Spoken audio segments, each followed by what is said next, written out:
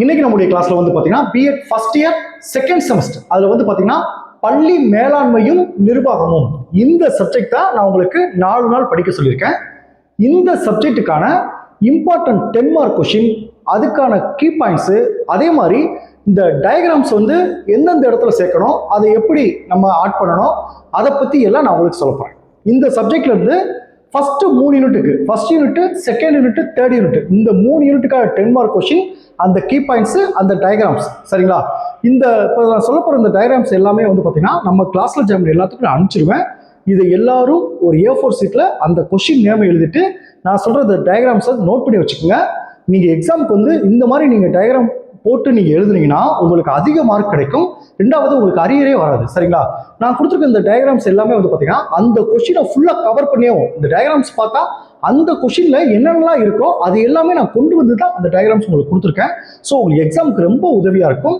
அதே மாதிரி கொஸ்டின் வந்து தெரியாத கொஸ்டின் கேட்டால் கூட அது ரிலேட்டடாக நான் கொடுத்த அந்த டயக்ராம்ஸை நீங்கள் யூஸ் பண்ணி எழுதுனீங்கன்னா கண்டிப்பாக நல்ல மார்க் வந்துடும். அதிக மார்க் எடுக்கிறதுக்கு வாய்ப்பு இருக்குது, உங்களுக்கு அரியரே வராது, சரிங்களா?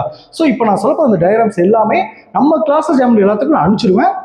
கிளாஸில் ஜாயின் ஆகுங்க, இதை ஒரு A4 சீட்டில் நோட் பண்ணி படிச்சிங்கன்னா உங்களுக்கு எக்ஸாமுக்கு ரொம்ப உதவியாக இருக்கும், சரிங்களா?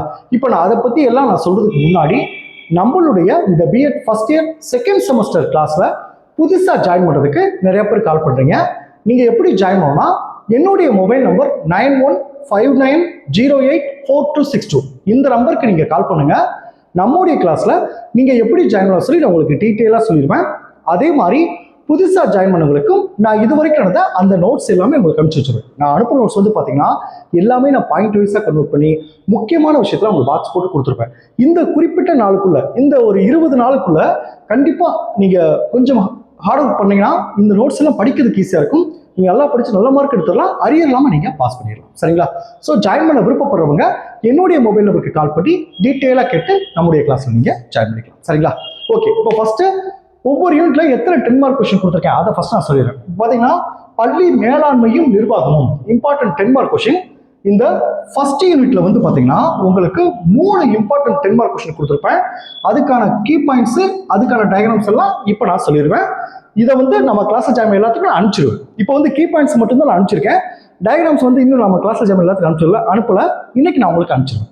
அடுத்து பாருங்க, யூனிட் 2ல வந்து 3 இம்பார்ட்டன்ட் 10 மார்க் கொஸ்டின் இருக்கு. அதாவது ஒரே கொஸ்டின் தான், அதுல 3 தலைப்பு இருக்கும். அதை ஒவ்வொன்றா தனியாக கேட்கறதுக்கு உங்களுக்கு வாய்ப்பு இருக்கு, சரிங்களா?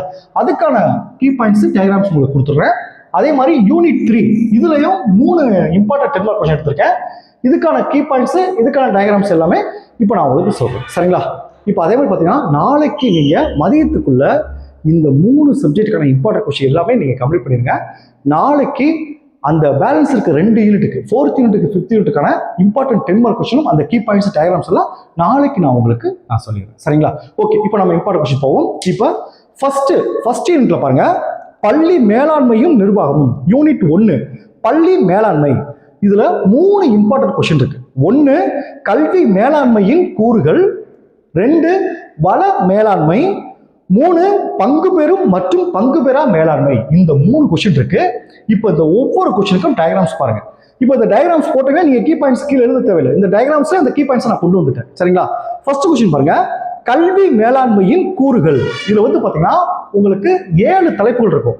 அந்த 7 தலைப்புகளும் இந்த டயக்ராமா கொடுத்துருக்கேன். இப்போ இந்த டயக்ராம்ஸ் பாருங்க. இதே மாதிரி நீங்க ஃபர்ஸ்ட் பள்ளி மேலாண்மை என்பதன் பொருள் அதை எழுதிட்டு இந்த டயக்ராம்ஸை போட்டு அடுத்து ஒவ்வொரு பாயிண்ட்டையும் நீங்க எக்ஸ்பிளைன் பண்ணி எழுதுங்க. உங்களுக்கு கண்டிப்பா நல்ல மார்க் கிடைச்சிடும், சரிங்களா?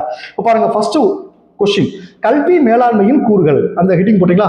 அதுக்கு கீழே 7 தலைப்புகளை கொண்டு வந்திருக்கேன். 1 திட்டமிடல், 2 ஒழுங்குற அமைத்தல், 3 கட்டுப்படுத்துதல், 4 நெறிப்படுத்துதல், 5 ஒருங்கிணைத்தல், 6 மதிப்பிடல், 7 பதிவு செய்தலும் அறிக்கை தருதலும். இந்த 7 தலைப்பை கொண்டு வருங்க. இதைத்தான் அப்படியே கீழே உங்களுக்கு அந்த கீ பாயிண்ட்ஸா கொடுத்துருப்பேன், சரிங்களா? அடுத்து செகண்ட் கொஸ்டின் பாருங்க, வள மேலாண்மை. இந்த வள மேலாண்மையில 2 பாயிண்ட் இருக்கு. 2வது பாயிண்ட் கீழே ஒரு 2 சப் பாயிண்ட் இருக்கு, சரிங்களா? பாருங்க, வள மேலாண்மை. 1 மனித வள மேலாண்மை, 2 பொருள்சார் வள மேலாண்மை. இந்த பொருள்சார் வள மேலாண்மைக்கு கீழே 2 பாயிண்ட் இருக்கு. 1 நுகர்பொருள் அல்லது நீடித்து நிலைக்காத பொருட்கள், 2 நீடித்து உழைக்கும் அல்லது நுகர்வு சாரா பொருட்கள். இந்த டயக்ராம்ஸை போட்டு அடுத்து நீங்க எழுத ஆரம்பிச்சிருக்கேன். சரிங்களா? அடுத்து தேர்ட் கொஸ்டின் பாருங்க, பங்கு பெறும் மற்றும் பங்கு பெறா மேலாண்மை. இதுல மொத்தம் பாத்தீங்கன்னா 5 தலைப்புகள் இருக்கு. இப்ப பாருங்க, பங்கு பெறும் மற்றும் பங்கு பெறா மேலாண்மையில ஃபர்ஸ்ட் பாயிண்ட் பாருங்க, பணியாளரின் பங்கேற்பில் செல்வாக்கு செலுத்துதல் 4 செயல்முறைகள், செல்வாக்கு செலுத்தும் 4 செயல்முறைகள். 2 பாருங்க, பங்கு பெறும் மேலாண்மையின் நன்மைகள். 3 பாருங்க, பங்கு பெறும் மேலாண்மையின் தீமைகள். 4 பாருங்க, பங்கு பெறா மேலாண்மை. 5 பங்கு பெறும் மற்றும் பங்கு பெறா மேலாண்மையில் ஒப்பீடு. இந்த மாதிரி அழகா நீங்க ரவுண்ட் போட்டு இந்த மாதிரி ரைட் சைட் கார்னர்ல அந்த ரெக்டாங்கிள் பாக்ஸ் மாதிரி போட்டு எழுதுனீங்கன்னா உங்களுக்கு நல்ல மார்க் கிடைச்சிடும். சரிங்களா? இப்ப அடுத்து செகண்ட் யூனிட்ல ஒரே ஒரு 10 மார்க் கொஸ்டின் தான், ஆனா 3 தலைப்புகள் இருக்கும். இந்த 3 தலைப்புல இண்டிவிஜுவலா ஒன்னொன்னா கேட்கலாம், இல்ல பொதுவா என்ன செய்யலாம், ஒரு கொஸ்டின் பாருங்க, கல்வி திட்டமிடல் உள்ள அணுகுமுறையின் வகைகள். இப்படி பொதுவா கேட்டா ஏதாவது 3 எழுதிக்கலாம். சரிங்களா? அதுல ஃபர்ஸ்ட் ஒன்று பாருங்க, சமூக கோரிக்கை அணுகுமுறை. 2 மனித ஆற்றல் தேவை அணுகுமுறை அல்லது மனிதவள மேம்பாட்டு அணுகுமுறை. 3 வரவு விகித அணுகுமுறை. இந்த 3 தான் ரொம்ப முக்கியம். இதை தனித்தனியாகவும் கேட்கலாம். நல்லா புரிஞ்சுட்டீங்களா? அதுல ஃபர்ஸ்ட் ஒன்று பாருங்க, சமூக கோரிக்கை அணுகுமுறை. இதுல பாருங்க, அந்த இமேஜை பாருங்க, டயக்ராம்ஸ் பாருங்க, கல்வி திட்டமிடலில் உள்ள அணுகுமுறைகள் வகையில் ஒன்று அந்த சமூக கோரிக்கை அணுகுமுறை. அந்த சமூக கோரிக்கை அணுகுமுறைக்குள்ள 3 பாயிண்ட் இருக்கு. 1 சமூக கோரிக்கை அணுகுமுறையில் இடம்பெறும் படிநிலைகள். 2 சமூக கோரிக்கை அணுகுமுறையின் நன்மைகள். 3 சமூக கோரிக்கை அணுகுமுறையின் குறைபாடுகள். இந்த 3 தலைப்பை கொண்டு வந்திருக்கேன். அடுத்து மனித ஆற்றல் தேவை அணுகுமுறை அல்லது மனிதவள மேம்பாட்டு அணுகுமுறை. இதுல 2 பாயிண்ட்ஸா இருக்கு. பாருங்க, மனித ஆற்றல் தேவை அணுகுமுறை அல்லது மனிதவள மேம்பாட்டு அணுகுமுறை 2 பாயிண்ட்ஸ் தான். முதல் பாயிண்ட் பாருங்க, மனித ஆற்றல் அணுகுமுறையின் நன்மைகள். 2 மனித ஆற்றல் அணுகுமுறையின் குறைகள். அடுத்து 3 பாருங்க, வரவு விகித அணுகுமுறை. இதுல 2 பாயிண்ட்ஸா இருக்கு. வரவு விகித அணுகுமுறை போட்டு 1 வரவு விகித அணுகுமுறையின் நன்மைகள், 2 வரவு விகித அணுகுமுறையின் குறைகள். இந்த மாதிரி நீங்க இமேஜ் போட்டு. சரிங்களா? அடுத்து 3வது யூனிட் பாருங்க, கல்வி நிர்வாகம். இதுல 3 கொஸ்டின் இம்பார்ட்டன்ட் கொஸ்டின் இருக்கு.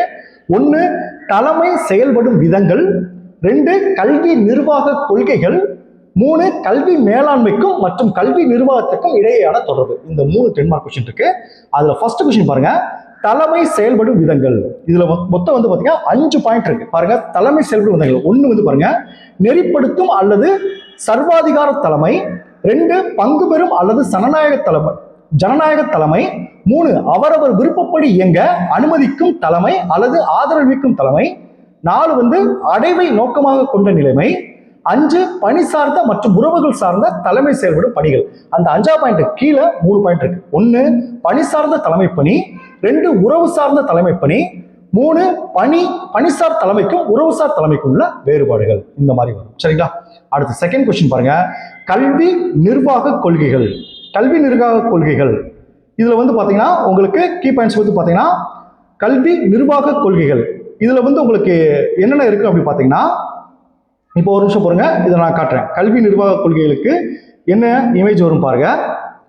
ஃபர்ஸ்ட் பாயிண்ட் பாருங்க, பாரம்பரிய அமைப்பு கொள்கை. இந்த ஃபர்ஸ்ட் பாயிண்ட்டுக்கு ரைட் சைடு பாருங்க. இந்த ஃபர்ஸ்ட் பாயிண்ட் கீழே என்னென்ன பாயிண்ட் வரும் பாருங்க. ரைட் சைடு எல்லாம் குறைச்சுக்க. முதல் பாயிண்ட் பாரம்பரிய அமைப்பு கொள்கை.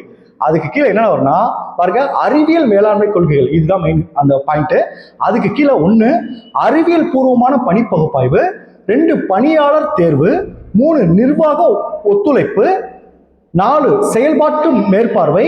5 செயல்திறன் தரநிலைகள். 6 வேறுபட்ட ஊதிய அமைப்பு. இதுதான் அந்த முதல் பாயிண்ட் கீழே வருது. அடுத்து என்ன பாயிண்ட் பாருங்க, நிர்வாக மேலாண்மை கொள்கை. 3 விமர்சன முறையிலான கல்வி நிர்வாகம். 4 மனித உறவுகள் முறை. 5 நடத்தை சாரா அறிவியல் அணுகுமுறை. இதுதான் அந்த கொஸ்டின். சரிங்களா? இதுதான் கல்வி நிர்வாக கொள்கைகள் காணும். அடுத்து 3வது கொஸ்டின் பாருங்க, கல்வி மேலாண்மைக்கும் மற்றும் கல்வி நிர்வாகத்துக்கும் உள்ள தொடர்புகள். இதுல பாருங்க, கல்வி மேலாண்மை மற்றும் நிர்வாகத்துக்கு இடையிலான தொடர்புகள். ஃபர்ஸ்ட் பாயிண்ட் பாருங்க, மேலாண்மைக்கும் நிர்வாகத்திற்கும் இடையேயான ஒற்றுமைகள்.